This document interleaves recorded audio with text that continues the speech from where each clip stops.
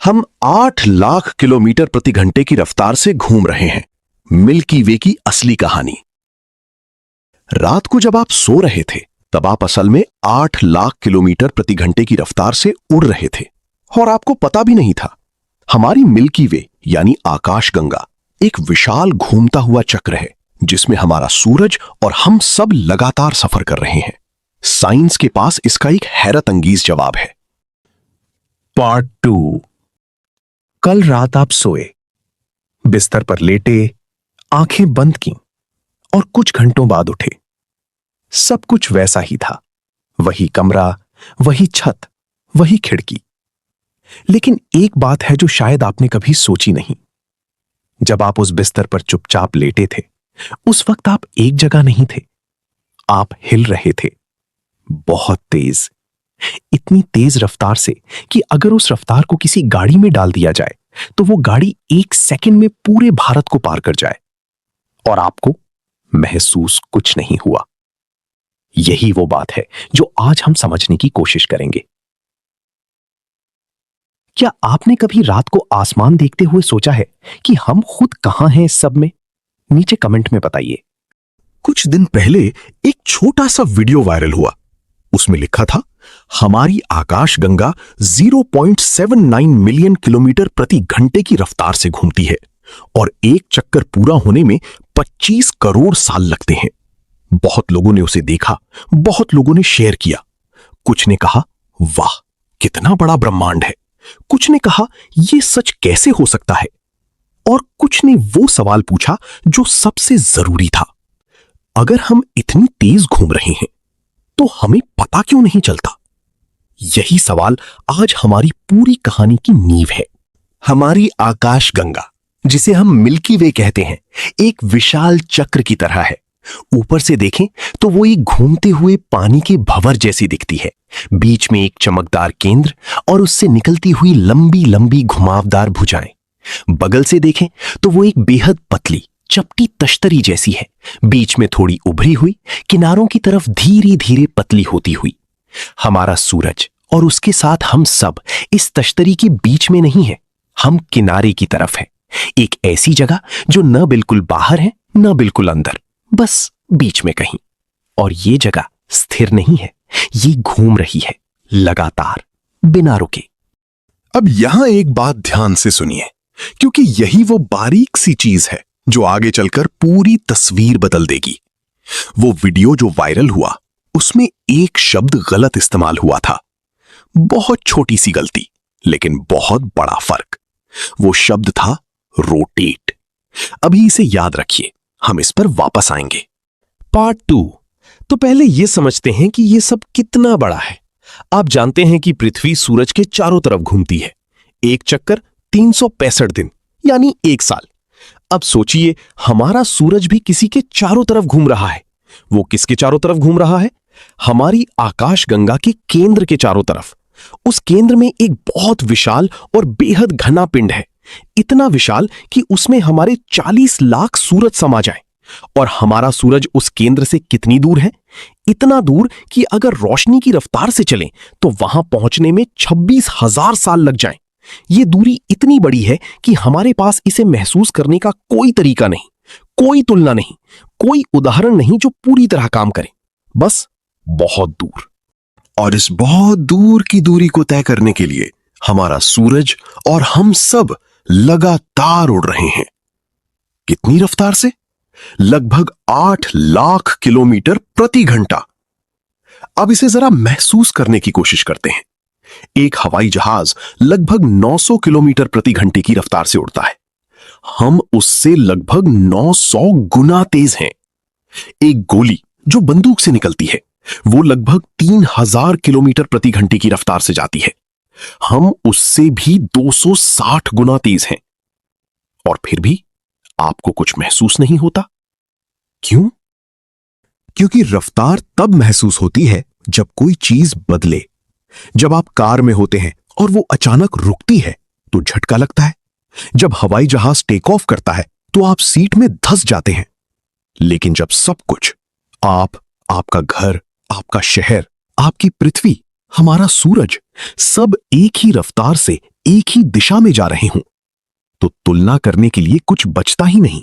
कोई झटका नहीं, कोई हलचल नहीं, बस एक चुप्पी।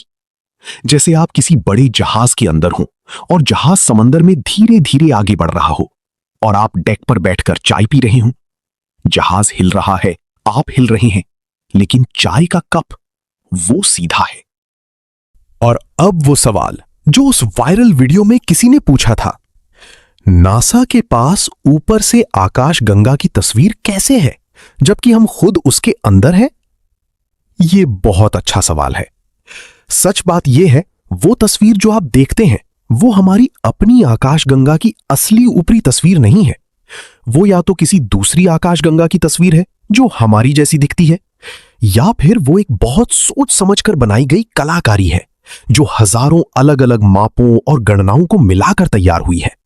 जैसे आप किसी शहर के बीच में खड़े हों और किसी ने पूछे कि शहर ऊपर से कैसा दिखता है। आप खुद नहीं देख सकते, लेकिन आप हर गली का नक्शा देखकर, हर इमारत की ऊंचाई नापकर और हर रास्ते का हिसाब लगाकर एक अंदाजा बना सकते हैं। वैज्ञानिकों ने यही किया। तो अब तक हमने क्या समझा? हम एक विशाल घूमती हुई आकाशगंगा में हैं। हम उसके किनारे पर हैं, बीच में नहीं। हम 8 लाख किलोमीटर प्रति घंटे की रफ्तार से उड़ रहे हैं और एक पूरा चक्कर लगाने में हमें लगभग 22 से 25 करोड़ साल लगते हैं। इतने समय में आखिरी बार जब हम इस जगह थे, पृथ्वी पर डायनासोर नहीं थे। पृथ्वी पर सबसे पहले डायनासोर तब आए जब हम पिछली बार इस जगह से गुजरे थे। जरा सोचिए। पार्ट 3।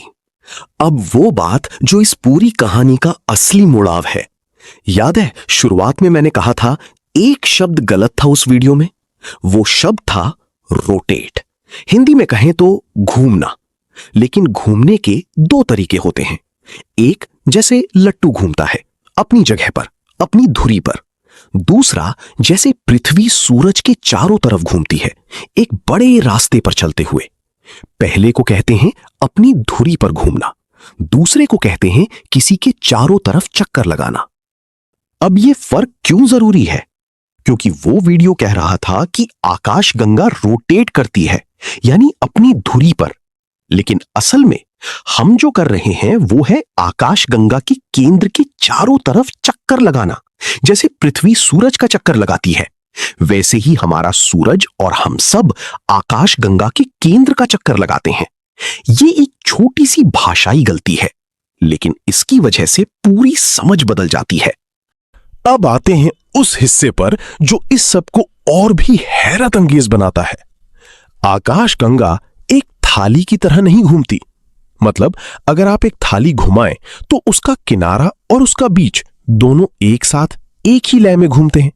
लेकिन आकाशगंगा ऐसे नहीं घूमती। यहां बीच के पास के तारे तेज हैं, बाहर के तारे धीमे। ये ऐसा है जैसे एक दौड़ में अंदर की लेन वाले खिलाड़ी तेज भागें और बाहरी लेन वाले धीरे। इसीलिए आकाशगंगा की भुजाएं, वो सुंदर घुमावदार रेखाएं, वो हमेशा एक जैसी नहीं रहती। वो धीरे धीरे अपना रूप बदलती रहती हैं, करोड़ों साल में। लेकिन यहां एक और रहस्य है।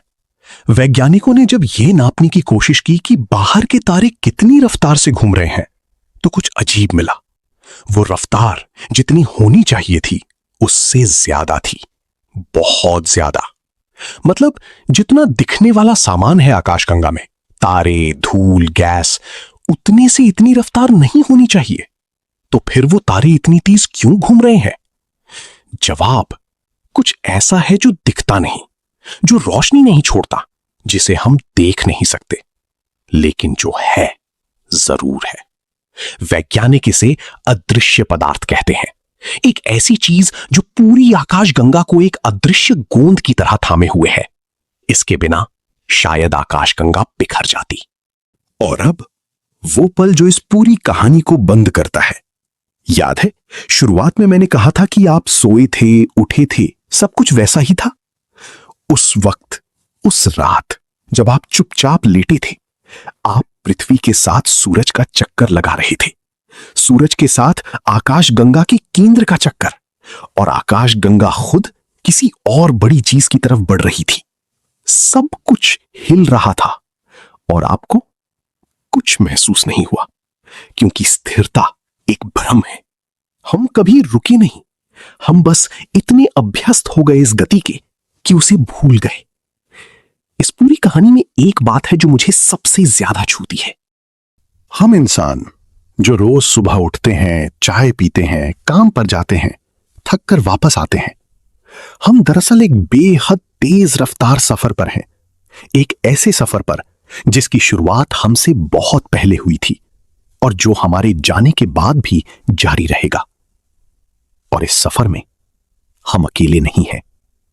हर तारा, हर ग्रह, हर धूल का कण, सब एक साथ, एक लय में, एक अनदेखी डोर से बंधे हुए।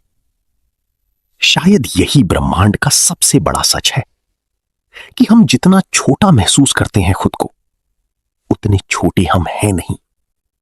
हम उस सफर का हिस्सा हैं जो अरबों साल पुराना है। आपकी क्या राय है? और क्या आपने कभी रात को आसमान देखते हुए कुछ ऐसा महसूस किया है? कमेंट में जरूर बताएं। ऐसे ही साइंस से जुड़े रहस्यों के लिए हमारे चैनल को सब्सक्राइब कीजिए